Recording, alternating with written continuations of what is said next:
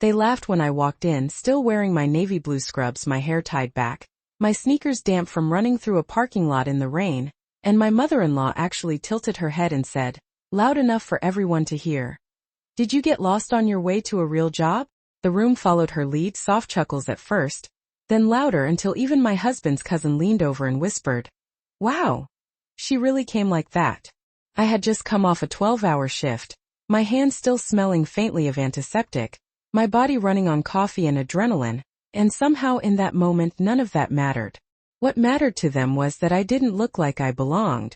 And the worst part was my husband didn't say a word. If this story speaks to your heart, take a second to like, subscribe, and share where you're watching from and what time it is where you are. Only if this story truly resonates with you. My name is Emily Carter. I'm 29 years old. And this was the night my husband's family tried to humiliate me in front of everyone. Not knowing I had just saved one of their own. But to understand how I ended up standing there, being laughed at like I was nothing, you have to go back to where it all started. I married into the Carter family 2 years ago. They're the kind of family that takes photos before dinner. The kind that uses words like presentation and standards like they're rules carved in stone. My husband, Daniel, grew up in a big white house just outside of Chicago. The kind with a circular driveway and perfectly trimmed hedges that never seemed to change no matter the season. His mother hosted events like they were productions, everything planned down to the napkin folds. And from the very beginning I never quite fit. I wasn't from money. I didn't grow up with country clubs or summer trips to Martha's Vineyard. I grew up in a small apartment over my dad's auto shop in Ohio. I worked my way through college. I worked nights, weekends, holidays. I became a surgeon because I didn't have another option. I had a goal, and I chased it until it was mine. But to them that didn't translate. To them I was just different. At family dinners they'd ask me what I did, and when I told them I worked at the hospital there was always this pause like they were trying to decide if it was impressive or inconvenient. My sister-in-law once said, "Oh, so you're like, always busy." And when I nodded she smiled and said, "That must be exhausting for Daniel." Not for me. For him. It was always like that. Small comments. Quiet judgments.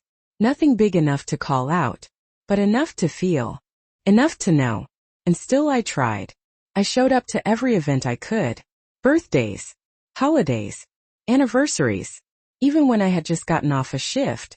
Even when I was running on 3 hours of sleep. Because I thought, eventually they'd see me. Eventually they'd understand. That night was their annual family reunion. Over 50 people. Extended relatives, friends, business connections. The kind of event where appearances mattered more than anything. I wasn't supposed to be late. I knew that. I had even planned my shift around it. But that afternoon everything changed. A patient came in just before my shift ended. Complicated case. High risk. There was no one else available. And I didn't hesitate. I stayed. Because that's what I do. That's who I am. Hours passed. Time blurred. And by the time we were done, by the time I stepped out of that operating room, my phone was full of missed calls. Messages from Daniel. From his mother. "Where are you? You're going to be late. This is important, Emily." I looked at the time. I was already over an hour behind. I didn't go home. I didn't change. I grabbed my bag, ran to my car, and drove straight there. 45 minutes. Traffic. Rain starting to fall. I kept thinking, just get there. Just show up. That's what matters. When I pulled into the venue, I could see the lights through the windows. People inside, dressed in suits and dresses, glasses in hand. I caught a glimpse of myself in the rearview mirror. Scrubs. Tired eyes. Hair pulled back. And for a second I hesitated. I almost turned the car around. But I didn't. I took a breath. Stepped out. And walked in. And the moment I crossed that threshold I felt it. The shift in the room. Conversations slowing. Eyes turning. That quiet ripple that spreads when something doesn't quite belong. I spotted Daniel near the center of the room. He saw me. His expression flickered, surprise, then something else. Not relief. Not pride. Something closer to discomfort. I started toward him, but I didn't make it far. His mother intercepted me. Smile tight. Eyes scanning me from head to toe. "Emily," she said, her voice sweet in that practiced way. "You made it." Then she leaned in just enough for others to hear. We were beginning to think you weren't coming. Or that you didn't have time for us. A few people nearby chuckled. I opened my mouth to explain, to say something about the hospital, about the patient, about why I was late. But she didn't give me the chance. And the outfit, she added, tilting her head. Is this your version of formal? More laughter. Softer this time. But sharper. And I just stood there. Because in that moment I realized something. It didn't matter what I had done that day. It didn't matter who I had helped. To them, I was still the outsider who showed up wrong. I glanced at Daniel. He was watching. Silent. And that silence said everything. I did not defend myself. I did not raise my voice. I just nodded once like I had heard it before, because I had. Someone behind her laughed again, and I caught a glimpse of Daniel's aunt whispering something into her husband's ear, both of them glancing at me like I was part of the entertainment. I adjusted the strap of my bag on my shoulder and said quietly, I came straight from work. My mother-in-law smiled, but it did not reach her eyes. Yes, she said, drawing the word out slightly. We can tell. A few more people nearby turned their heads, now openly watching. It was not subtle anymore. I could feel the heat rise in my face, but I kept my expression steady. I had learned that a long time ago. When you grow up with nothing, you learn how to stand still while people decide what you are worth. Daniel finally stepped forward, but instead of standing beside me, he positioned himself just slightly ahead, like he was trying to smooth something over without actually choosing a side. Emily had a long day, he said, his tone light, almost rehearsed. She came as fast as she could. His mother gave a soft laugh. We all have long days, Daniel. But we still managed to present ourselves properly. There it was again. Presentation. Always presentation. I looked at him, waiting just for a second, to see if he would say anything else. He did not. He just gave me a quick glance, the kind that says, do not make this worse, and then looked back at his mother. And something inside me went quiet. Not loud. Not dramatic. Just quiet. Like a door closing. I should say hello to everyone, I said, more to myself than to them, and stepped past her before she could respond. The room felt bigger than it had from outside. Round tables, white tablecloths, gold accents, soft music playing in the background. People were dressed like they had spent hours getting ready. Silk dresses. Tailored suits. Perfect hair. And then there was me, in scrubs that still carried the faint creases from a 14-hour day. Standing under bright lights that made every difference more obvious. I moved toward the edge of the room, hoping to disappear into the background, but that was not how this worked. This family did not ignore what did not fit. They highlighted it. Emily, someone called out, loud enough to cut through the room. I turned. It was Daniel's sister, Rebecca, already smiling before I even reached her. You made it, she said, looking me up and down in a way that felt almost practiced. We were just talking about you. I gave a small nod. I got held up at the hospital. Of course, she said quickly, like she had expected that answer. Always the hospital. She turned slightly, addressing the small group around her. Emily works there, you know. She is very dedicated. There was something in the way she said it. Not admiration. Something else. That must be hard. One of her friends added, tilting her head sympathetically. Being on call all the time. Missing things. I did not respond right away. I had heard this version before too. The one where dedication becomes inconvenience. Where commitment becomes absence. It is part of the job, I said simply. Rebecca smiled again, then glanced at her watch in an exaggerated way. Well, you almost missed the welcome speech. Mom was just about to start. Almost. Not quite. But close enough to be noticed. You should probably freshen up, she added, lowering her voice just enough to make it feel like advice. There is a restroom down the hall. I looked at her for a second. Then I said, I am fine. She held my gaze for a beat longer than necessary, then shrugged lightly like she had tried, like she had been polite. And that was how it worked here. Everything wrapped in politeness. Everything delivered with a smile. I stepped away again, this time finding a spot near one of the tall cocktail tables at the back of the room. From there, I could see most of the space without being in the center of it. Conversations flowed around me, but none of them included me. People passed by, some nodding, some pretending not to notice. I picked up a glass of water from a nearby tray. More to have something in my hands than because I needed it. I had not eaten since early that morning. I had not even thought about it. My body was still running on routine, on focus, on the quiet aftermath of a long shift where every second mattered. And now, standing there, everything felt different. Slower. Sharper. I could hear fragments of conversations drifting toward me. That is her.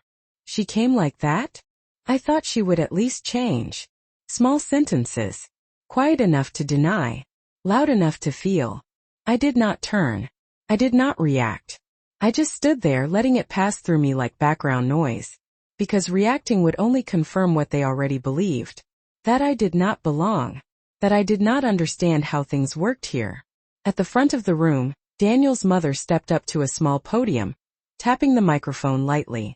The soft hum of conversation began to fade as people turned their attention toward her. If everyone could gather for a moment, she said, her voice smooth, practiced, filling the room without effort. People moved closer, forming a loose crowd around the front. I stayed where I was at the edge, partially behind a column, close enough to hear, far enough to avoid being seen. Or so I thought. Before we begin, she continued, her eyes scanning the room, I just want to say how important it is that we all come together like this as a family. She paused, letting the word settle. Family. It is about showing up. Being present. Making the effort. Few people nodded. Someone murmured agreement. And then, almost casually, her gaze landed on me. Even when it is not convenient. There were a few soft laughs. Not loud. Not obvious. But enough. Enough to make it clear. I did not move. I did not look away. I just stood there holding my glass, feeling every eye that followed hers. And in that moment I understood something completely. This was not about tonight. It never had been. This was about reminding me in front of everyone exactly where I stood. And for the first time since I walked into that room, I stopped trying to prove anything at all. No one clapped after that line. Not really. There was a polite ripple of acknowledgement, a few scattered nods, but the energy in the room had shifted into something tighter, more focused, like everyone was waiting to see what would happen next. I could feel it, that subtle anticipation, like I had been placed at the center of something without agreeing to it. I set my glass down on the table beside me, my fingers steady even though my chest felt heavy in a way I could not quite explain. I told myself it did not matter, that this was just another moment, another comment, another reminder. I had handled worse. At the front, my mother-in-law continued speaking, her tone warm again, as if nothing had just happened. She thanked everyone for coming, mentioned family history, traditions, stories that had been told 100 times before. People relaxed. Some smiled. A few even laughed at her familiar jokes. And just like that, the spotlight moved away from me. Or at least it seemed like it did. I stayed where I was, near the back, letting the distance settle around me. I watched as servers moved between tables, refilling drinks, adjusting settings, making everything look effortless. I watched as Daniel rejoined a group near the front, his posture easy, his expression calm, like nothing had happened at all. He did not look back at me. Not once. That part stayed with me more than anything else. Not the laughter. Not the comments. Him. Because silence in moments like that is not neutral. Chooses a side. I folded my hands loosely in front of me and took a slow breath. I could leave. That thought came quietly, almost gently. Could walk out. Get back in my car, drive home, and pretend this night never happened. No one would stop me. They might talk about it later, maybe frame it as me being dramatic or sensitive, but they would move on. They always did. I shifted my weight slightly, glancing toward the exit. It was not far. Just a few steps past the hallway, through the glass doors, out into the cool air. Simple. Clean. Easy. But something held me there. Not pride. Not stubbornness. Something else. Something quieter. The kind of feeling that settles in when you realize you are at a turning point, even if nothing obvious has happened yet. At the front, the speech began to wrap up. And tonight, my mother-in-law said, her voice lifting slightly, is not just about family but about giving back. As many of you know, we have partnered with a local foundation this year. There were a few murmurs of approval. People straightened, paying attention again. This part mattered to them. Reputation. Contribution. Image. "We are honored to have representatives here with us tonight," she continued, gesturing toward a small table near the stage. I followed her hand with my eyes and noticed a man I had not paid attention to before. He stood near the edge of the platform, holding a folder, dressed in a simple dark suit. Not flashy. Not loud. Just present. "They will be sharing a few words about the work they are doing," she added, stepping slightly to the side. The man nodded, waiting patiently, his expression calm. I felt something shift again. Not in the room. In me. A faint sense of recognition. Not of him specifically, but of the situation. Of the timing. It brushed past me like a memory I could not quite place. I looked away, dismissing it. It did not matter. None of this did. I reached for my bag again, adjusting it on my shoulder, this time more deliberately. I was going to leave. I had stayed long enough. I had shown up. That was more than enough. I took one step back, turning slightly toward the exit. And then I heard my name. Not loudly. Not yet. Just enough to make me pause. I froze for a second, thinking I had imagined it. But then it came again, clearer this time, carried through the microphone at the front of the room. "Emily. Carter." The sound of it cut through everything else. Conversations stopped. Glasses paused midair. Heads turned. Not toward the stage. Toward me. I did not move. I did not understand. For a moment my mind went completely blank, like it was trying to catch up to something that had already happened. At the front, the man with the folder stepped forward, adjusting the microphone slightly. "I hope I have that right," he said, scanning the room. "Emily Carter?" There was a small pause. A beat of silence that stretched just long enough to feel heavy. And then I realized. He was looking for me. I felt every pair of eyes in the room settle into place. The same people who had been laughing minutes ago were now watching in a different way. Curious. Expectant. Uncertain. I slowly turned back toward the front, my body moving before my thoughts fully formed. I did not step forward. Not yet. I just stood there, caught between leaving and staying, between disappearing and being seen. And for the first time that night, the room was completely silent. No one laughed this time. No one whispered. The silence held, thick and unfamiliar, as if the entire room had shifted into a place it did not quite understand. I felt it pressing in from every side, all those eyes, all that attention, the same people who had just minutes ago decided exactly who I was. I did not step forward right away.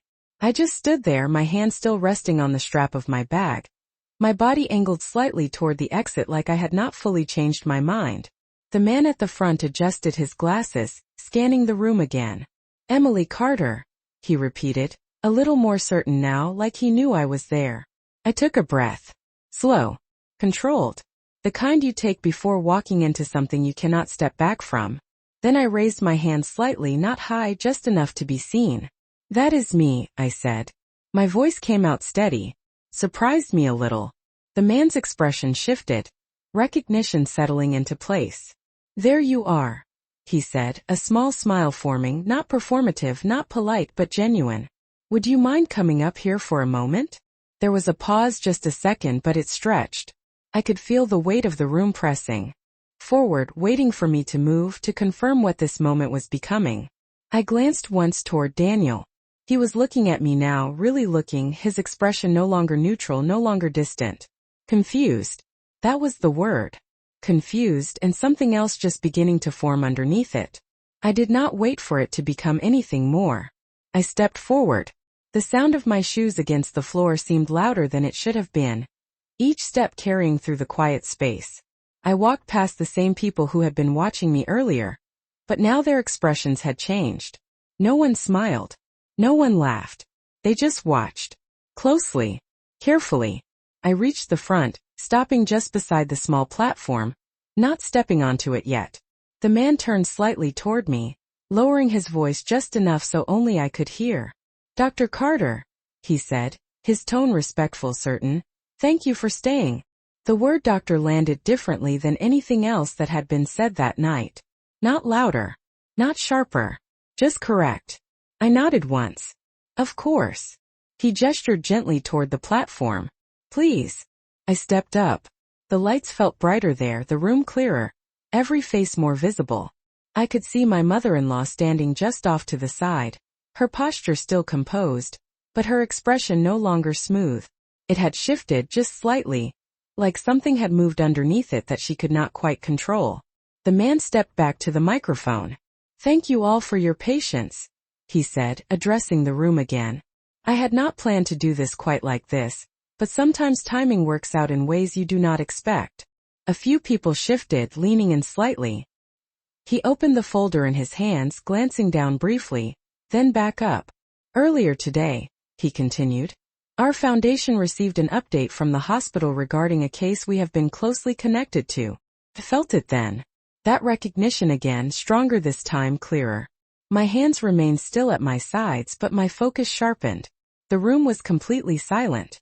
"A member of this extended community," he said carefully, "was admitted under urgent circumstances." There was a ripple of movement now, subtle but noticeable. People exchanging glances, trying to connect the dots. "The procedure was complex," he added, "and time was critical." He paused just long enough to let the weight of that settle. I kept my gaze forward. I did not look at anyone. I did not need to. "But thanks to the skill and dedication of one individual," he said, his voice steady, "the outcome was successful." Another pause. Longer this time. I could feel it building, that quiet tension that comes just before something shifts completely. "Dr. Emily Carter," he said, turning slightly toward me, "was the lead surgeon on that case." It did not happen all at once. The reaction came in layers. First confusion, then recognition, then something else entirely. I did not move. I did not speak. I just stood there, letting the words settle into the room, into the people who had heard them. The same people who had laughed. The same people who had looked at me and decided I did not belong. The man continued, his voice carrying clearly. "She has just come from a 12-hour shift," he said, "and still chose to be here tonight." There was no judgment in his tone. No emphasis. Just fact. Simple. Direct. I could feel the shift now, not just in the room but in the space between people. The way they looked at me. The way they held themselves. The quiet recalculation happening in real time. I glanced once, briefly, toward my mother-in-law. Her lips were pressed together. Her expression no longer composed. Not shocked. Not yet. But no longer certain. And Daniel, he was still staring. Not confused anymore. Something else had taken its place. Something that looked a lot like realization. I turned my attention back forward, my posture steady, my hands still. I did not smile. I did not speak. I did not need to. Because for the first time that night, I was not the one being explained. They were. No one spoke for a few seconds after that. Not even a whisper. It was the kind of silence that feels heavier than noise, like the air itself had changed shape. I stood there under the lights, not moving, not filling the space, just letting the truth exist exactly as it was. The man beside me closed his folder slowly, then looked back out at the room. "We often talk about impact," he said, his voice calm, measured. "About generosity, about legacy, about what it means to truly make a difference." He let that settle before continuing. "Tonight I think we have already seen that." There was a soft shift in the crowd, people adjusting their posture, their expressions, their understanding. I could feel it without looking directly at them. The recalculation. The quiet rewriting of everything they had assumed just minutes ago. He turned slightly toward me again. "Dr. Carter did not just show up tonight," he added. "She showed up when it mattered most." He did not say more than that. He did not need to. The weight of it was enough. I gave a small nod, nothing dramatic, nothing that invited attention, just acknowledgement. Then I stepped back from the microphone. Not quickly. Not slowly. Just naturally. The lights felt less harsh as I moved away from the center. The room did not feel the same anymore. I could feel the difference in the way people looked at me now, but I did not meet their eyes. I did not need to see it to know it was there. As I stepped down from the platform, the first sound returned. Not laughter. Not whispers. Applause. It started small, a few people near the front, then spread outward, uneven at first, then stronger, more certain. I did not react to it. I did not turn back. I just walked.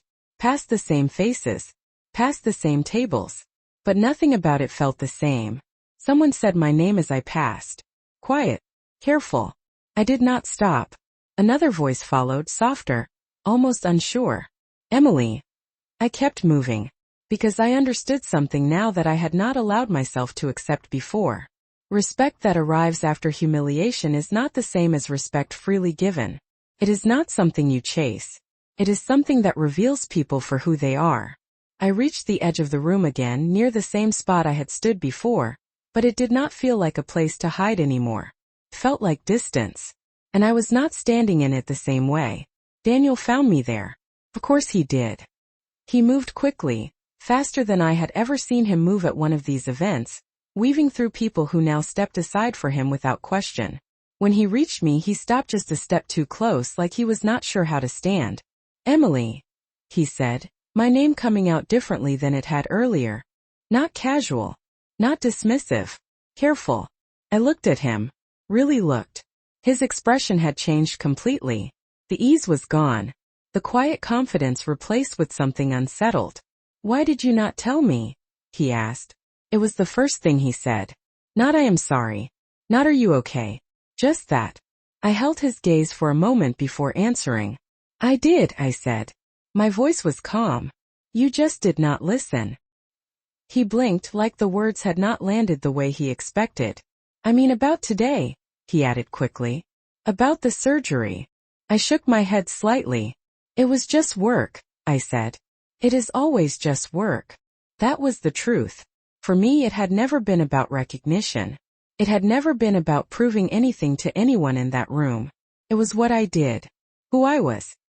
He ran a hand through his hair, glancing briefly toward the front of the room where his mother still stood, speaking quietly to someone, her posture tight, controlled.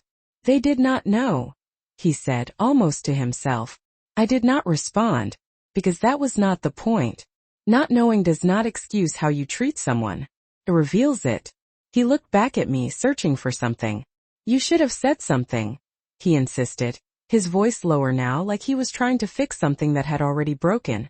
I let a small breath out, not quite a laugh, not quite anything else. When? I asked. When your mother was commenting on how I looked. Or when your sister was explaining my job to her friends. He opened his mouth, then closed it again. No answer. Of course there was no answer. Because there had been moments. Many of them. And he had chosen silence in all of them. I adjusted the strap of my bag again, the familiar motion grounding me. It is fine, I said, not because it was, but because I was done explaining it. Done asking for something that should not need to be asked for. Around us, the room was still shifting. People approaching, then hesitating. Watching, then looking away. The energy had changed, but it was not something I needed anymore. Emily, he said again, softer this time. I met his eyes one last time. I am tired, I said simply. I am going home. He did not try to stop me. Maybe he understood. Maybe he did not. But he stepped aside. And that was enough. I turned toward the exit, the same path I had almost taken before. But this time it felt different. Not like leaving. Like choosing. The doors opened easily, the cool night air meeting me as I stepped outside. It was quiet out there. No music. No voices. Just space. I took a breath, deeper this time, letting it settle. Behind me, through the glass, I could still see the room, the people, the movement. But it felt far away now. And for the first time that night, I did not feel like I was standing on the outside looking in. I felt like I had already stepped beyond it. I made it halfway across the parking lot before I heard the door open behind me. The sound carried in the quiet, sharp against the still night air, followed by footsteps that were faster than they needed to be. I did not turn around right away. I already knew who it was. Emily, wait. It was Daniel. Of course it was. I stopped, but I did not face him immediately. I stood there for a second, looking out at the empty rows of cars, the soft glow of the streetlights stretching across the pavement. Then I turned.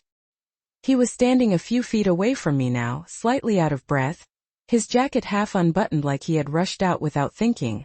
You cannot just leave like that, he said, his voice lower than before, but still carrying that edge of urgency. I looked at him for a moment, then said calmly, I already did. He exhaled, running a hand over the back of his neck. That is not what I mean, he said. Everyone is talking in there. They are asking about you. I nodded once. I figured. There was a pause. He shifted his weight slightly, like he was trying to find the right words and not quite landing on them. My mom, she did not know, he said finally. I did not react. Not outwardly. She did not know what? I asked. About you. About what you do. About today. His voice softened slightly, like he thought that would make it better. I held his gaze. She knew enough, I said. She knew how to treat me. That landed. It could see it in the way his expression tightened, in the way he looked down for a second before meeting my eyes again. It is not like that, he said. I did not respond right away. I let the silence sit there, the same way it had sat in that room earlier, letting him feel it this time. Then what is it like? I asked quietly. He opened his mouth, then hesitated. She just has expectations, he said, about how things are supposed to be. I almost smiled. Not because it was funny, but because it was predictable. And I do not meet them, I said. That is what you are saying. No, he said quickly. That is not what I meant. But it was. We both knew it. I shifted my bag on my shoulder again, the motion familiar now, grounding. I ran from a 12-hour shift to be there tonight, I said. I did not stop. I did not go home. I came straight there. He nodded. I know that now. You knew I had work, I continued. You knew what my job is. You have always known. He did not interrupt. And when they laughed, I said, my voice still even, still controlled, you said nothing. He looked away again. That was answer enough. The quiet stretched between us, but it did not feel heavy anymore. It felt clear. Simple. I was trying to keep things calm, he said after a moment, like he needed to fill the space with something. It was not the right moment to, he trailed off, not finishing the sentence. I nodded slowly. There is never a right moment, I said. That is the problem. He looked back at me, something unsettled in his expression now. What does that mean? He asked. I took a breath, not because I needed it, but because I wanted to say this once clearly. It means every time something like that happens, I said, you choose to wait. You choose to stay quiet. You choose them. His jaw tightened slightly. That is not fair, he said. I am your husband. Yes, I said. You are. I let that sit for a second before adding. But tonight you did not act like it. He flinched slightly at that. Not dramatically. Just enough to show it landed. I came out here because I care, he said, his voice softer now, less defensive. I did not want you to leave upset. I looked at him for a long moment. I am not upset, I said. And that was the truth. The anger I might have felt earlier had settled into something else. Something quieter. Something more certain. Then what is this? He asked, gesturing lightly between us. I considered that for a second. Clarity, I said. He frowned slightly, like he did not understand. Maybe he did not. Emily, he started, but I shook my head gently. I am tired, I repeated. Not just tonight. Not just from work. I met his eyes again, steady.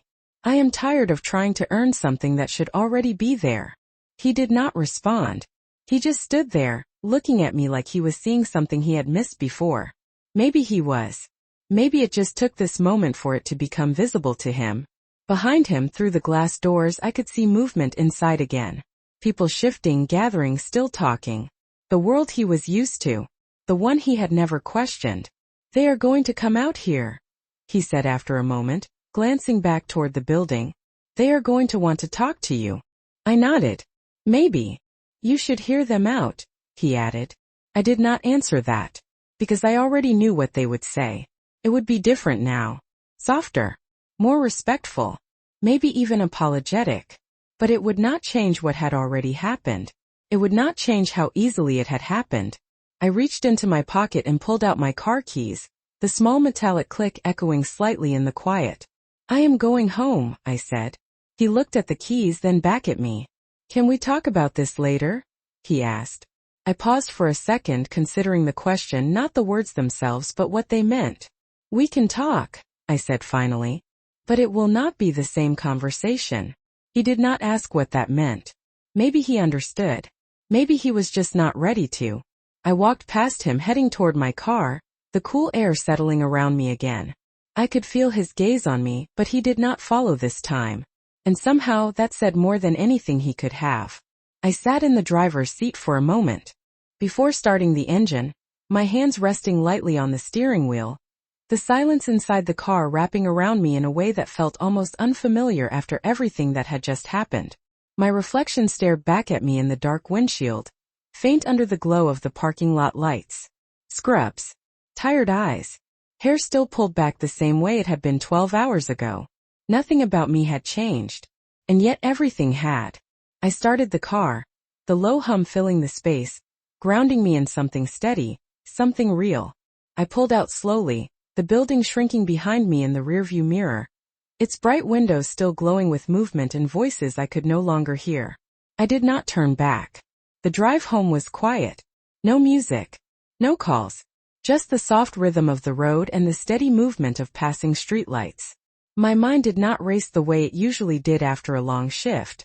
There was no replaying of decisions, no second-guessing, no going over what I could have said differently. It was just still. Clear in a way I had not felt in a long time. When I reached my apartment, I parked in my usual spot and sat there for a second before turning off the engine. The silence returned, deeper this time, not empty, just settled. I stepped out, the cool air brushing against my skin, and made my way inside. The hallway was quiet. No voices. No expectations.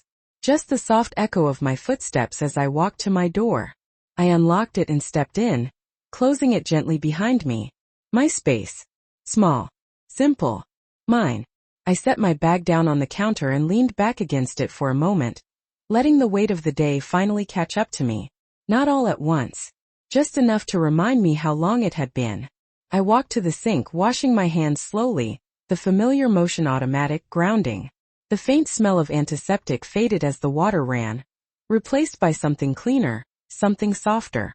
I dried my hands and looked at myself in the mirror above the sink. Same person. Same face. But I saw it differently now. Not through their eyes. Not through their expectations. Just as it was. My phone buzzed on the counter behind me. Once. Then again. Then. Again. I did not turn right away. I already knew who it would be. I picked it up after the fourth vibration. Daniel. His name filled the screen. A missed call. Then a message. Then another. I unlocked it slowly, reading without reacting. Are you home? Can we talk? My mom wants to apologize. I stared at that last message for a second longer than the others. Wants to apologize. The words felt distant. Not wrong. Just late. I set the phone down without replying. Not out of anger. Not out of spite. Just because I did not feel the need to respond right now. Maybe later. Maybe not.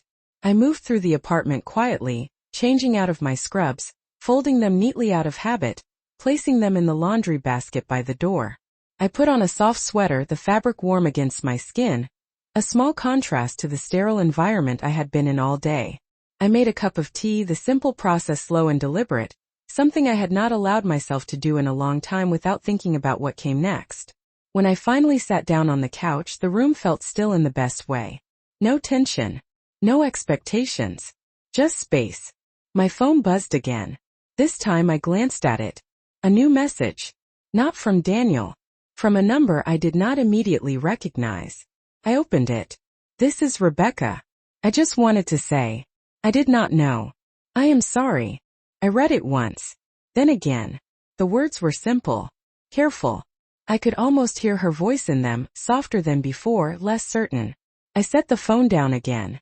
A few seconds later, another message appeared. This time from his mother. I hesitated before opening it. Emily, I owe you an apology. I spoke without understanding. I would appreciate the chance to make it right. I read that one more slowly. Each word measured. Intentional. And for a moment I just sat there, looking at the screen, letting it settle. Not the apology itself, but what it represented. A shift. A change. But not the kind that erases what came before. I placed the phone face down on the table and leaned back into the couch, Closing my eyes for a moment, I thought about the room, the laughter, the silence that followed, the way everything had turned in a matter of minutes, and I realized something I had not fully understood until now. Their respect was never something I was missing. It was something they had chosen not to give. And now that they were ready to offer it, I was no longer waiting for it. I opened my eyes, the room coming back into focus, steady and quiet. For the first time in a long time, I did not feel like I had something to prove. Not to them. Not to anyone. My phone buzzed one more time, but I did not reach for it. I just sat there, letting the moment exist exactly as it was. And that night, for the first time since I had walked into that room, I felt something shift completely. Not in them. In me. The next morning did not feel dramatic. There was no sudden realization. No overwhelming emotion waiting for me when I opened my eyes. It was quiet. Simple.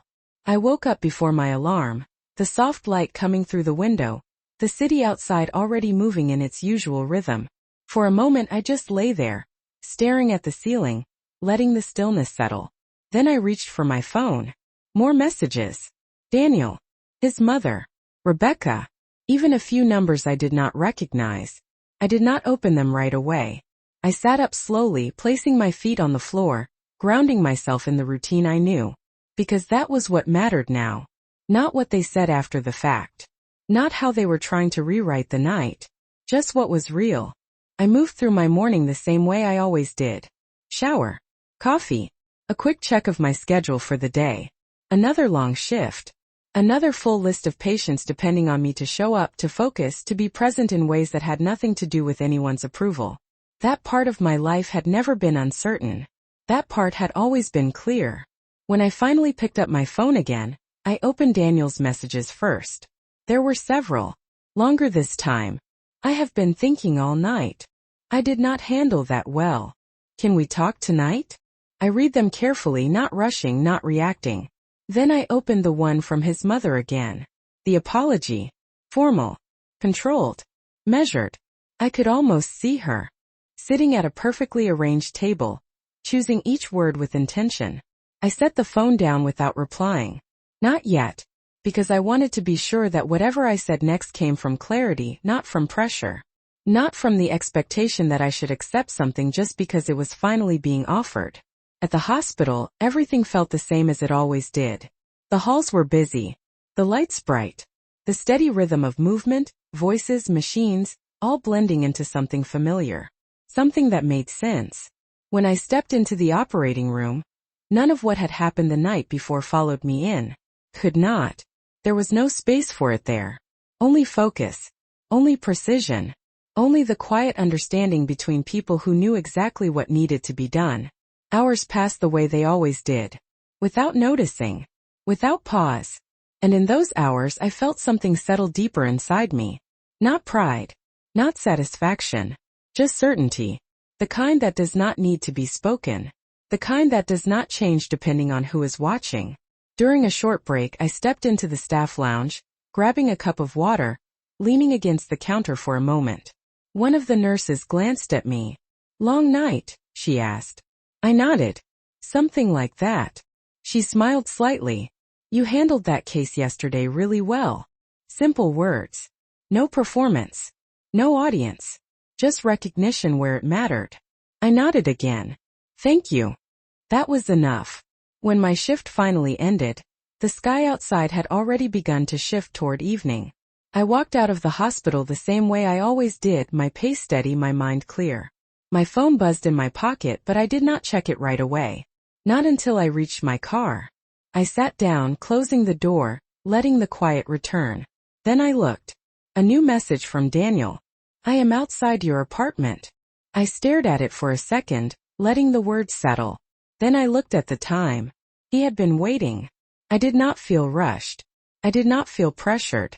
I just sat there for a moment longer, thinking about what that meant. Not the gesture itself, but the timing. The shift. Then I started the car and drove home. When I pulled into my parking spot, I saw him immediately. Standing near the entrance. Hands in his pockets. Looking up as my car approached. He did not wave. He did not move toward me. He just stood there. Waiting. I turned off the engine and sat for a second before stepping out. The air felt cooler than the night before. Or maybe it was just different. I walked toward him, my step steady, my posture relaxed. He met me halfway this time. Not too close. Not too far. "Hi," he said. His voice was quieter than usual. I nodded. "Hi." There was a pause. Not awkward. Just careful. "I was not sure if you would want to see me," he admitted. I considered that for a moment. "I was not sure either," I said honestly. He nodded like he expected that answer.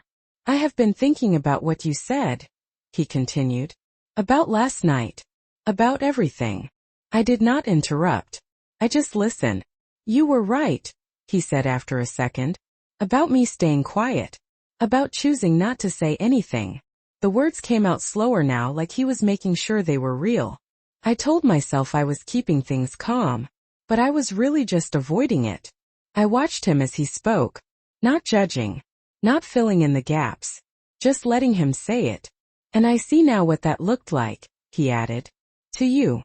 There was something different in his tone. Not defensive. Not trying to fix it quickly. Just acknowledging. "It looked like you agreed with them," I said simply. He nodded. "I know." The silence that followed felt different from the ones before. Not heavy. Not tense. Just open. "My mom wants to talk to you," he said after a moment. "In person. She asked me to ask you." I held his gaze for a second, then looked past him toward the building, then back at him. "I am not ready for that," I said. He nodded immediately. "That is fair. No push. No argument. Just acceptance." And that mattered more than anything he could have said earlier. I shifted my bag slightly, the familiar motion returning. "We can talk," I said. "You and me." He nodded again. "Okay." And for the first time since the night before, it did not feel like I was being pulled back into something. It felt like I was choosing what came next. Life did not suddenly become perfect. After that night, there was no dramatic shift where everything fell into place or where every relationship healed overnight. But it became clearer, quieter in a way that mattered.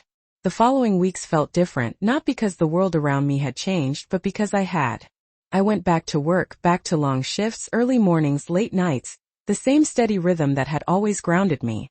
But now, when I walked into a room, I did not carry the same weight of needing to be seen or approved. I already knew who I was. And that was enough. Daniel and I had conversations. Not easy ones. Not quick ones. The kind that take time, honesty, and a willingness to sit in uncomfortable truths. He listened more. Really listened. And for the first time I saw him trying not just to keep peace but to stand in it with me. His family reached out too. Apologies came, carefully worded, sometimes awkward, sometimes sincere. I did not rush to accept them. I did not reject them either. I simply chose what felt right for me at my own pace. Because that was something I had learned. Boundaries are not punishments. They are clarity. They are how you protect the parts of yourself that took years to build. And the truth is, people will treat you based on what you allow, not just what you deserve.